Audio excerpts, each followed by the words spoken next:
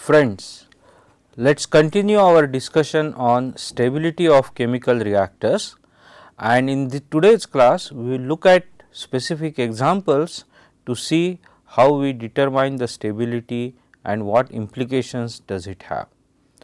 To recap what we saw in the last session, we have the dynamics of our system being described by x dot equal to f of x, where x is a vector of n dimensional space, and we want to find out if x equal to xs is the steady state solution of this system.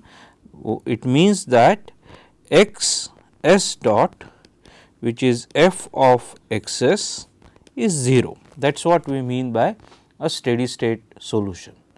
So, we are interested in knowing whether the steady state solution xs that we get, is it stable or otherwise. We defined formally what stability means. So, we are looking at solutions which are asymptotically stable, and for this, by doing a linearized analysis, that is linearizing the dynamics around this steady state and describing the perturbation, that is the perturbation from the steady state and its dynamics, such that y dot is equal to a y, where A is a Jacobian matrix del f del x evaluated at xs, and we know the solution of this linear equation is in terms of its eigen values, and therefore, we said the condition for the steady state xs to be stable is that real value of eigen value, real part of the eigen value should be less than 0, where lambda I is the eigen value of the matrix Jacobian matrix A.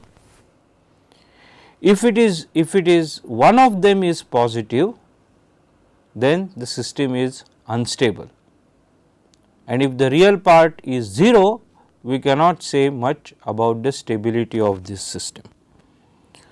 So, now let us take the example to see how we determine this stability. So, let us say that we have a stirred tank reactor which is operated in a semi batch mode. So, we are feeding in some feed, which in this particular case consists of the component 1 at some concentration, and the reactions that we are interested in, or reactions that are taking place, is A1 plus A2 gives rise to A3, then A1 plus 2A3 gives rise to 3A3, and A3 gives rise to A4. Okay. This is an example of an autocatalytic reaction. So, we would like to do some stability analysis for this. So, for this reaction, we are providing A1, there is lot of A2 in the reactor, and we are continuously adding A1. That is our system. So, let us try to write the dynamic equations or mass balances for this. We are going to consider an isothermal system. Our non-isothermal example will come little later on. So, let us try to write the mass balance for this, starting with component 1. Now, what is happening to component 1? Component 1, we have A being fed into the reactor. So, if we actually write, let me start from the beginning. If we actually write the mass balance for the total amount of A1, so mole balance or mass balance. So, C1 is the concentration times the volume is the moles or mass. So, the rate of its accumulation must be equal to the rate at which material is being fed, namely F1 F prime into C1 0 minus the rate at which it is getting consumed. So, A1 is getting consumed in first two reactions. So, let us call these reactions as 1, 2 and 3 and corresponding rate constants as K1, K2 and K3. So, what will we have? We will have minus K1 C1 C2 and minus K2 C1 C3 square, representing the three reactions that we have. Now, of course, this let us put this into the volume, because our reaction rates are in terms of intrinsic rate per unit volume, and since we are doing a mass balance on the component. Now, here we are going to make certain simplification, so that our analysis remains manageable. The first thing we are going to assume is we are going to have lot of A2 in the reactor to begin with large volume. So, when you add some little bit of A1, first we will assume that volume is not going to change significantly, and second we will assume that since concentration of or A2 is present in large quantities, its concentration is large, our reaction, first reaction that we wrote, is a pseudo first order reaction.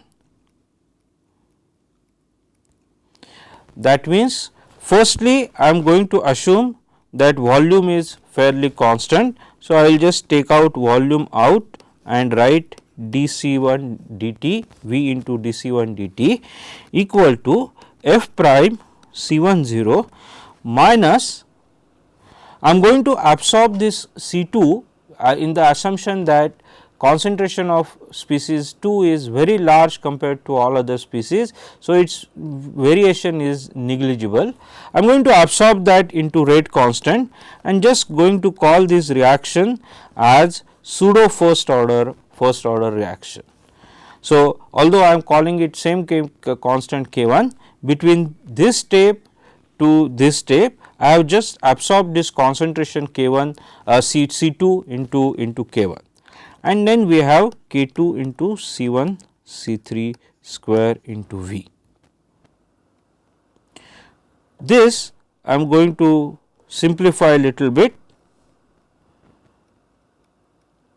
this mass balance, and therefore, then write dC1 dt equal to F prime by V into C1 naught minus K1 C1 plus K2 C1 C3 square.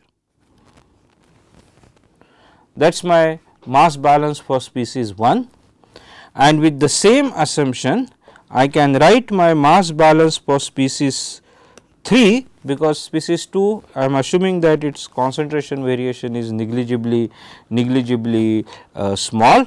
So, what is happening to species 3? Species 3 is getting formed in reaction 1, it is getting consumed or rather formed in reaction 2, because it is getting consumed as well as formed, but stoichiometry suggests that it is formed in excess of what is getting consumed, and it is getting consumed in third reaction.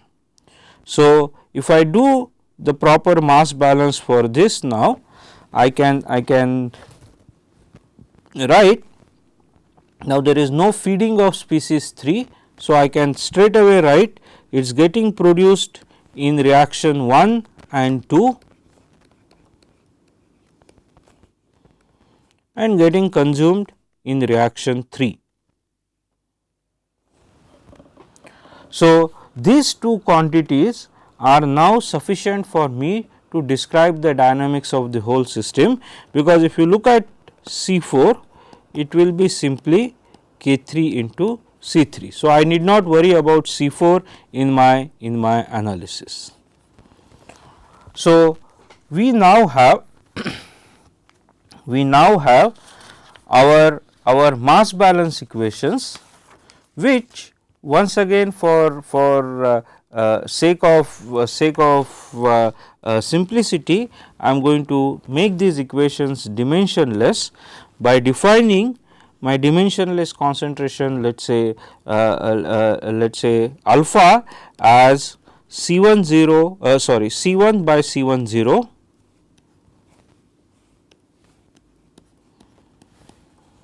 okay, beta as dimensionless concentration of species 3 by C10, then few more quantities mu equal to K3 V by F prime into C10 by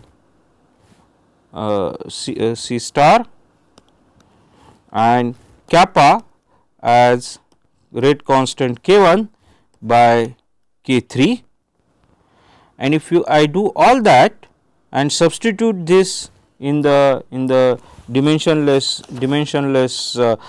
quantities. Okay, by the way, what is C star? C star is K3 by K2 raised to half. So, if I take my mass balance equations, use these dimensionless quantities, I can write my mass balance equations as follows.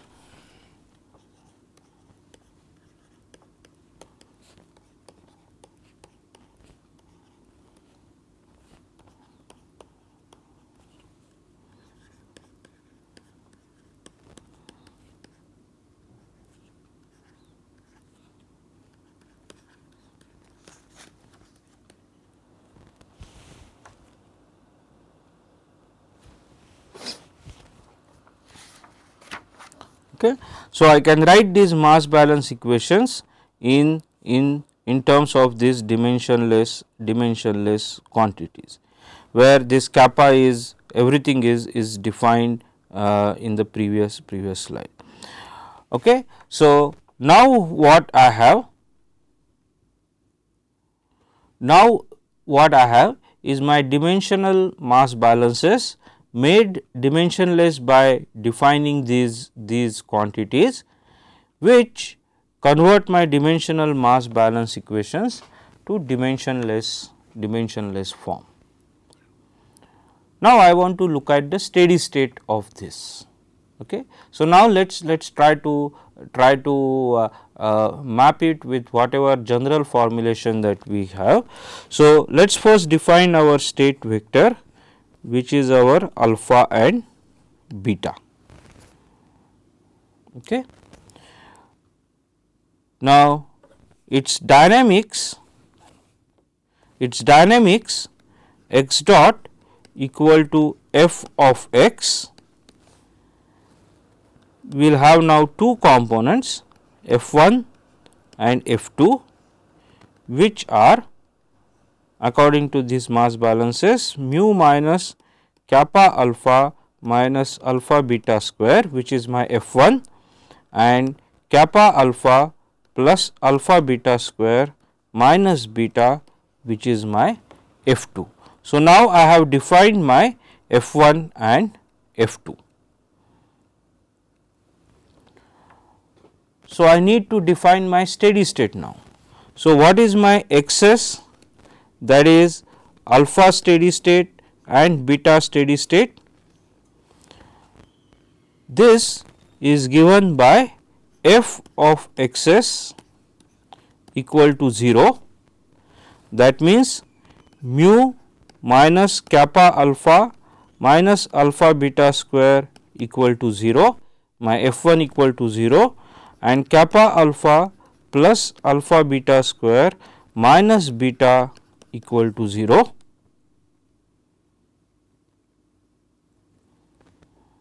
Right. So, if you look at these two, solutions, first I get my, if I add these two, for example, I will simply get mu is equal to beta, or that is our steady state solution beta s, and if I substitute the value of beta s over here, then I will get my alpha, that is, if I substitute for beta s equal to mu, I will get mu by kappa plus mu square is my steady state solution alpha s and beta s. Okay.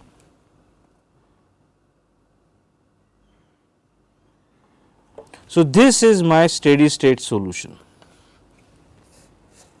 and I would like to know whether this steady state is a stable steady state or unstable, or whatever is the status of that steady state. As you can see here, it will depend upon the values of mu and kappa and so on. So, let us try to do some analysis. So, let me rewrite my f, which is f1 and f2, which is mu minus kappa alpha minus alpha beta square and kappa alpha plus alpha beta square minus beta. I need to find the Jacobian matrix now. What is my Jacobian matrix? My Jacobian matrix is del f del x. That means, in this particular case, I can write it as del f1 del alpha, because my x is nothing but alpha and beta, and del f1 del beta del f2 del alpha and del f2 del beta, right. So, this is my Jacobian, all evaluated at steady state. So, what is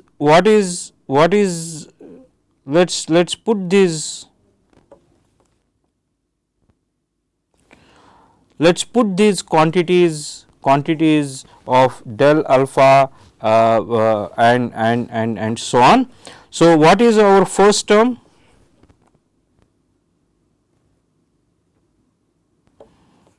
I am just going to put it over here, del f1, this is my f1 by del alpha. So, that will be simply minus kappa plus beta square, right. That is the first term. Then del alpha del beta, del f1 del beta. So, what will be that? That will be partial derivative of this f1 is nothing but 2 alpha beta.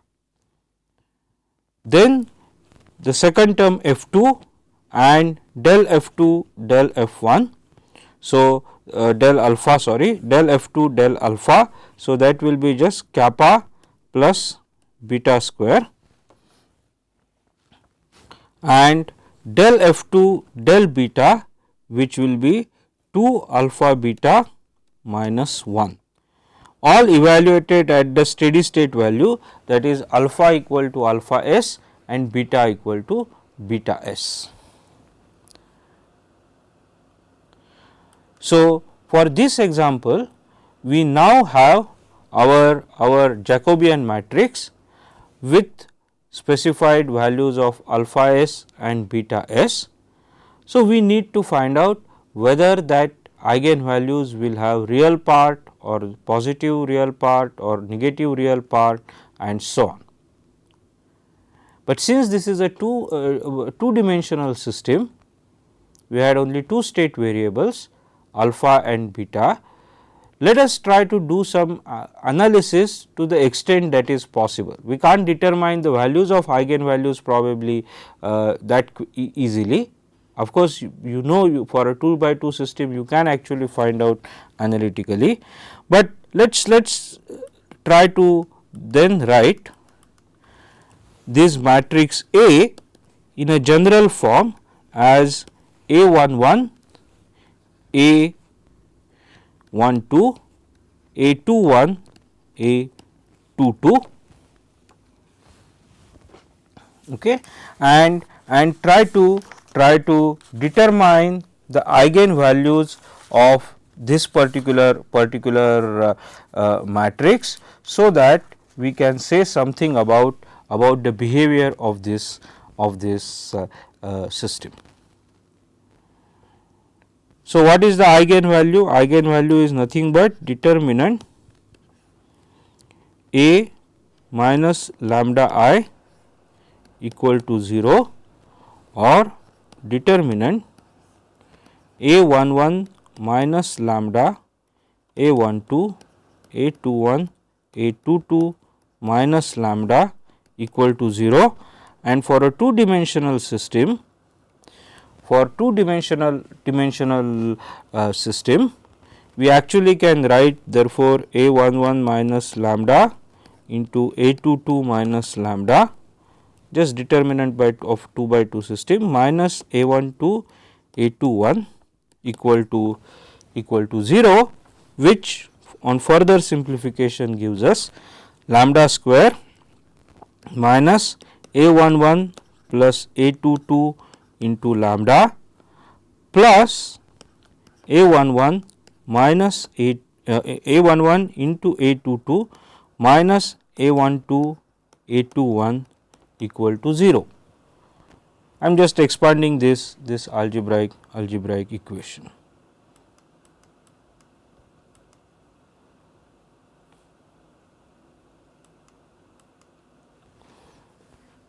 Now, if we examine these terms individually, what is A11 and A22? A11 plus A22 rather. In terms of determinants or matrices, that is nothing but trace of this matrix A, or let's trace is just the diagonal element addition. So, let's write it in a proper notation. We can write this as trace of A. And what is A11 A22 minus A12 A21? That is just nothing but determinant of matrix A. So, my eigenvalues are satisfying this equation lambda square minus trace A lambda plus determinant A equal to 0. It is a quadratic equation. So, we know the analytical solution to this quadratic equation. So, that is lambda is trace A by 2 plus or minus, or if we write it in a plus or minus square root of trace A the whole square divided by 4 minus determinant A, right. That is a solution of a quadratic equation. Let us write trace A as t. So, this is t by 2 plus or minus square root of t square by 4 minus d, okay, where I am writing t for trace A and d for determinant. Or in other words, whether I for a 2 by 2 system, I know my eigenvalues analytically. So, all I need to do is calculate trace, calculate determinant, substitute these values, and I will know my trace and determinant. If I know my trace and determinant, I know my eigenvalue. So, if I know my eigenvalue, I can write I can determine whether my steady state is stable or otherwise. But let us continue with this analysis little further to see what kind of behavior we can expect for a 2 by 2 system. Okay. Now, what roots this equation will have will be, see, we are interested in only real part of lambda.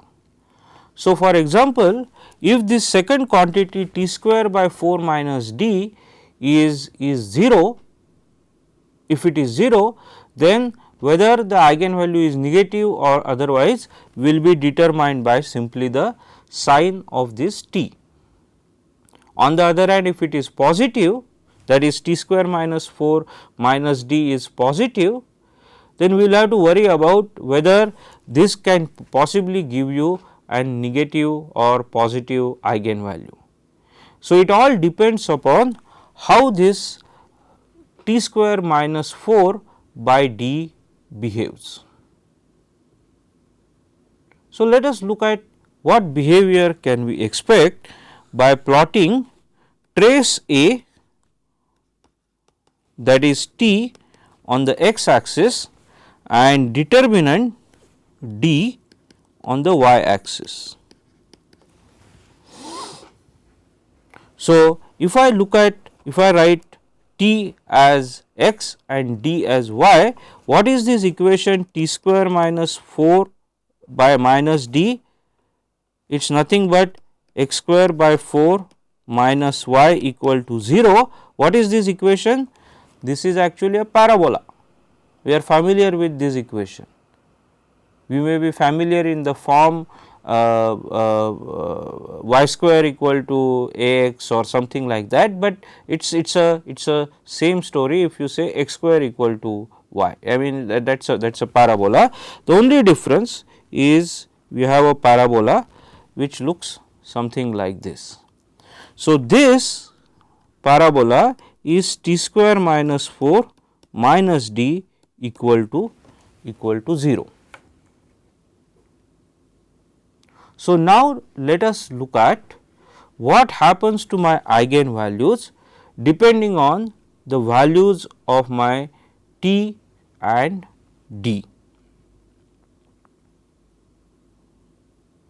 Now, in this particular region, so let's try to look at that value in more detail. Okay. So, what we are seeing here is the same thing, trace t versus determinant d on the y axis with 0 being here, and this is t square by 4 minus d equal to 0. Okay.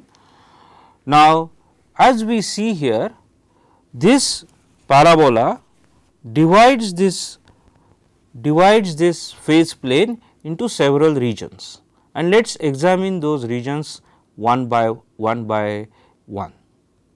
Okay. Let us first look at this region which is below this side in the positive quadrant. Now, what is a characteristic of this region? Here we see that trace is t is positive, we are on the positive side.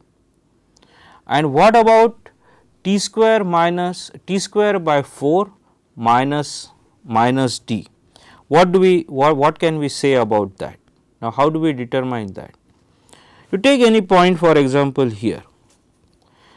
If my d is 0, then I know my t square by 4 minus d is positive, and that must be the case for all the points which are below this, that is this shaded region.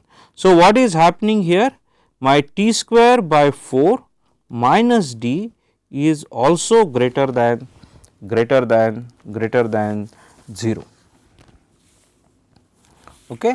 If that is the case, then what happens to my eigenvalues?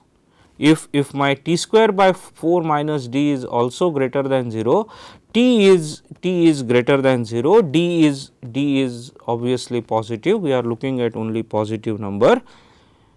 We know that my eigenvalue is positive, has a positive, they are first of all real, because square root of a positive term is a real number, and this is t by 2 plus some positive quantity, where t itself is also positive. That means, one of the eigenvalue is definitely positive,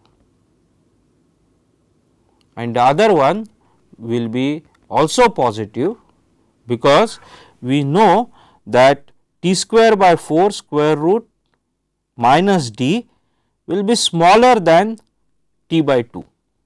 So, both eigenvalues will be positive. So, here we will have lambda 1, lambda 2 real and positive. Okay. That is for this particular region. Now, what about this another second region that is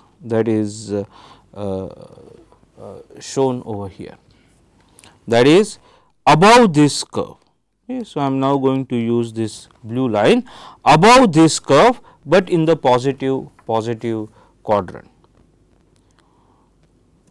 What is happening to t square by 4 minus d in this region? This must be less than 0, because it is above this point, and easy to check that. Take t value to be 0 any point on this axis. What will happen?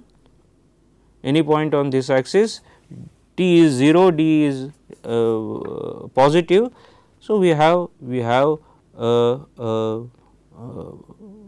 value which is less than 0, right. If this is less than 0, that means square root of that is a complex number. So, the eigenvalue real part will be determined simply by the magnitude of t, and what is happening to the magnitude of t here, that is positive, or the sign of t. What is happening to the sign? So, we have here once again eigenvalues are complex, but real part is positive for both the eigenvalues, right. So, once again real part of lambda is greater than 0 here. By our definition of stability of a steady state, if I have real part greater than 0, then the steady state is stable. So, both this blue region and red region, the steady state is unstable. Okay. What happens if you come to this region?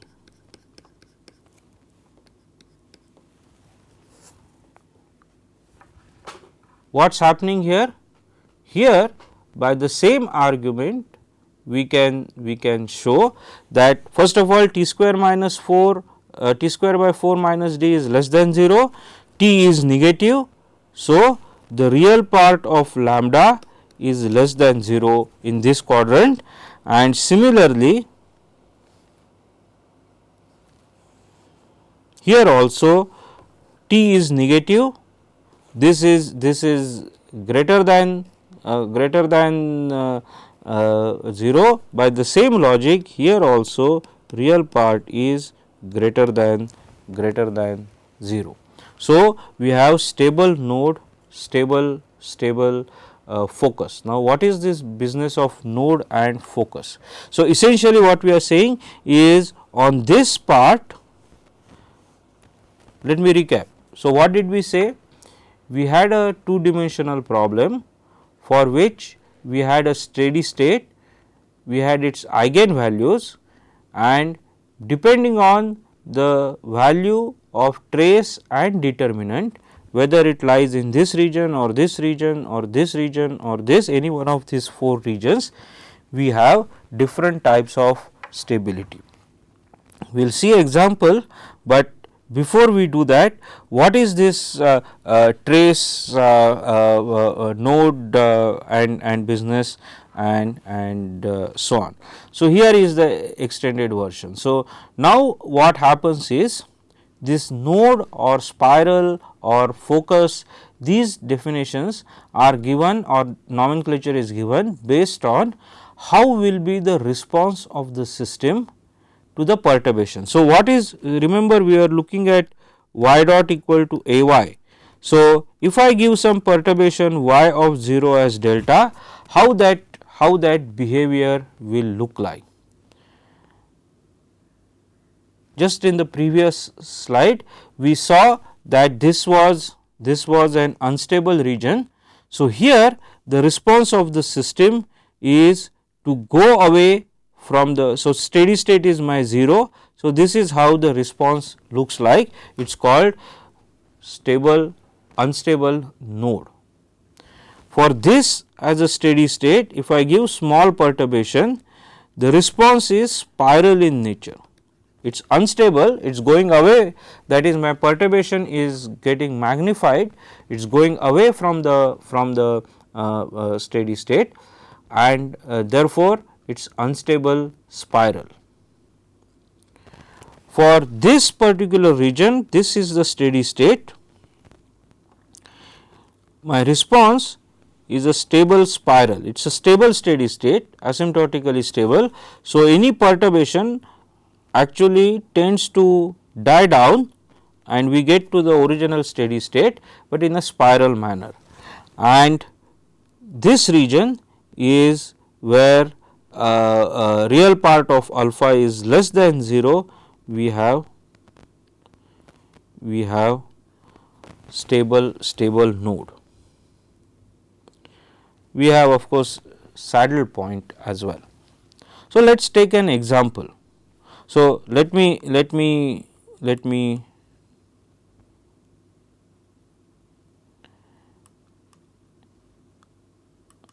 just recall, that what we had got was, this is our steady state solution, this is my steady state Jacobian evaluated at steady state. So, we see that it all depends on this value of parameter mu. So, if you fix the value of kappa, what steady state I get will be determined by this mu, and which in turn will determine my Jacobian matrix and the trace and determinant, and therefore, the eigenvalues. So, what we are seeing here, and in the previous example, this is what we are actually seeing, that depending on the values of mu, I will have steady state solutions in different regions. For example, this blue point or red point or green point, violet point and so on, maroon point and so on. So, let us look at one example. If mu is 0.1, then substituting all those values, I get my determinant and my trace and my eigenvalues, which is trace by 2 plus or minus square root of trace square by 4 minus determinant, and I get my steady state which is unstable. Okay. Now, what do I make out of this? So, this is the point which is actually in this particular region, as the name suggests, it is over here. Okay. So, this is my actually steady state solution of alpha and beta. that is this green point, okay, is my steady state value. You can see beta is 0.1 because solution is, what was our solution? Our solution was beta s is equal to mu and alpha s is mu by kappa plus mu square. So, that is some solution. So, for a value of mu equal to 0.1, this is my solution. But if I start with steady state or small perturbation from that, so this is my starting point at t equal to 0, and based on the analysis that we saw, namely we have our solution in this region which shows unstable node. So, what happens essentially is as time progresses, instead of going towards the steady state, we are actually moving away from the steady state. So, this is my trajectory, we are actually moving away from the steady state, and that is what is meant by unstable node. So, we do not go towards the steady state, but we rather we move away from the steady state. Now, let us look at the behavior of alpha and beta in the phase plane, and this is how the behavior looks like. We are actually moving away from the steady state. What if steady state is unstable focus? That means our solution or our steady state trace and determinant are in this region, that is in this region, blue region. Okay. So, for a value of mu equal to 0.5, for value of mu equal to 0.5, we have actually real or complex eigenvalues and real part of which is positive. So, once again unstable steady state, but behavior is now like a focus.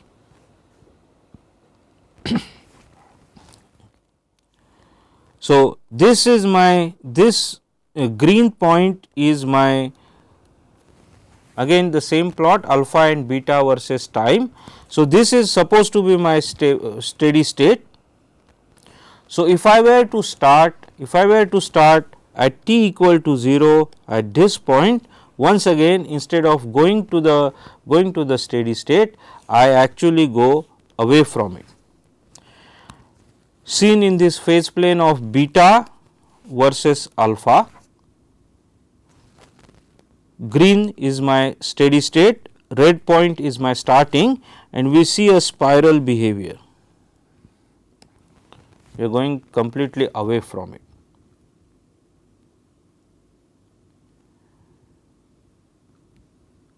But this also brings us to another idea, which actually I want to show it with this particular figure. Remember, while determining this stability, we have considered linearized version of the process. Okay.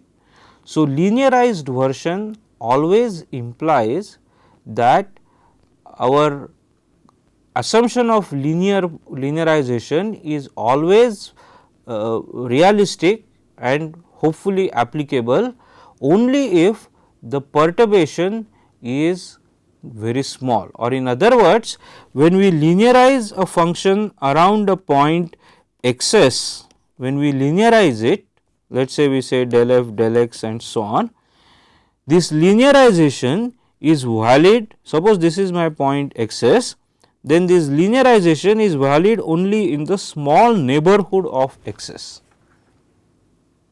What it implies is this idea of stability is strictly applicable only if we are considering small perturbation from the steady state. We can only confidently comment on the behavior for small perturbations. If perturbation is large, we never know what kind of solutions we will get. And this is actually illustrated in the next plot. See here what I have shown is two different behavior. See, for that perturbation I can generate the response of alpha versus time and beta versus time in two different manner. One is solving alpha dot and beta dot equations, that is my mass balance equations, directly, and this is how that direct integration solution will look like. Okay. So, those mass balances whatever we had in the dimensionless form, we integrate them directly. Now, other way of generating this solution is, remember we had made perturbation variable. So, let us say y1 is alpha minus alpha s and y2 is beta minus beta s, right. So, now I can generate the linearized version of solution by solving y dot equation equal to a y. We know the solution of this, where A is the Jacobian matrix. So, get y1 of t and then say alpha of t is y1 of t plus alpha s and beta of t is y2 of t plus beta s. If I do that, then my alpha beta behavior is actually something like this, which is completely different than the behavior of the actual system. So, what I call this is the behavior of the linearized system, whereas the green line is the behavior of the real system, and you can see for yourself the difference in the behavior. So, the point I am trying to make is that this idea of linearization is possible or is applicable only for small perturbations. If we have large perturbation, we cannot use this idea. Moving along with different values of alpha and beta. So, suppose we take alpha and beta a mu value to be 2.5, that is we are in this region of stable node, then what we find is both eigenvalues are real and negative and the solution is stable node. So, we start, this is green point once again is our steady state solution. We start from perturbed value which is shown by red point, and what we see here is actually we first seem to deviate, but we come back to the steady state. The same thing for beta, and then this is the behavior in terms of alpha beta phase plane behavior. Now comes an interesting situation where my mu is 1.005. So, actually we are, if you look at our solution over here, if my mu is 1.005, then it turns out that my trace is 0 and I am at this particular point. Now, if trace is 0, then what is the eigenvalue? The real part is 0 and we have complex eigenvalues with plus or minus I, and the behavior is what we get is a limit cycle, or which is shown here. So, this is my steady state, green point, red point is my starting point, and now we see an oscillatory behavior such that even if you wait for a long time, the behavior never or the solution never converges to this new steady state, but it circles around that, in fact seen clearly in this phase plane behavior. So, this is my expected steady state value, but I am always ending up in a limit cycle. So, this is where the real part of the eigenvalue is 0. So, this in short is the summary of or an example of how we use steady state analysis. Let me quickly go through the similar analysis, let us say for our reactor, which we saw in the last session, that is non-isothermal reactor.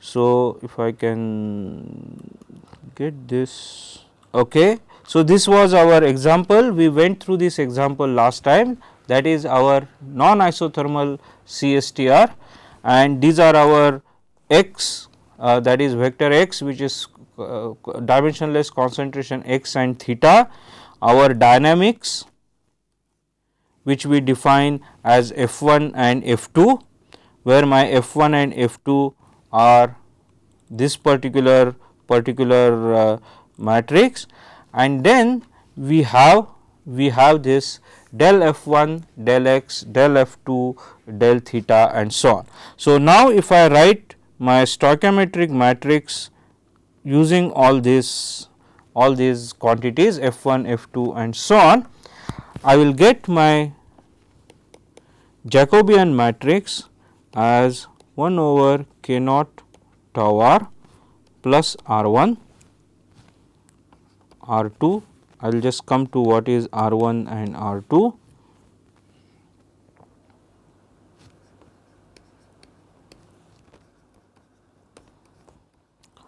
This r1 is nothing but del r del x, and r2 is nothing but del r del theta. Remember, r is our reaction rate. So, this is my notation. So, I have this particular matrix. So, again what is the trace E, that is T for this, is nothing but addition of these two quantities. So, which is 1 minus k naught tau r plus r1 plus b r2 minus q r2, and I will have determinant of A, which I can write by doing some simplifications as 1 over k naught tau r into q r2 minus b r2 plus r1 q r2 k naught tau r. And if you recall, what should be our condition for stability? Our trace should be negative and our determinant should be positive. That ensures that my steady state is stable. So, now if we use the steady state information, that is steady state when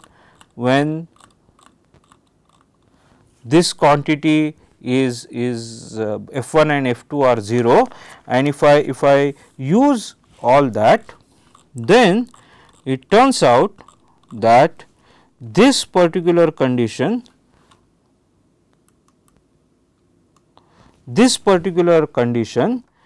reduces to 1 over k naught tau r into d theta of q r minus d theta of q g should be greater than 0. If this condition is satisfied, then my steady state is stable.